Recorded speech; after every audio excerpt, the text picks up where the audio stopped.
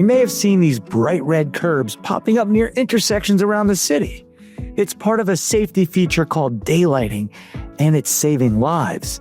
Daylighting is the practice of keeping the area near crosswalks clear of parked cars to improve visibility. By creating a clear sight line, drivers can see people walking, biking, and rolling sooner, and that can prevent crashes.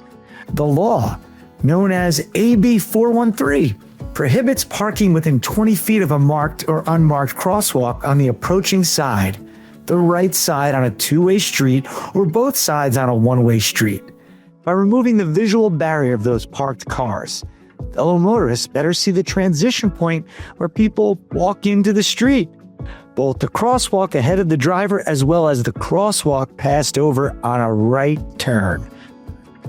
For cyclists, daylighting means fewer close calls and more peace of mind when crossing busy intersections.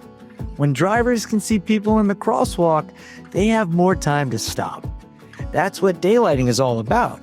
Some intersections use planters, bike racks, or curb extensions instead of red paint to keep sightlines clear.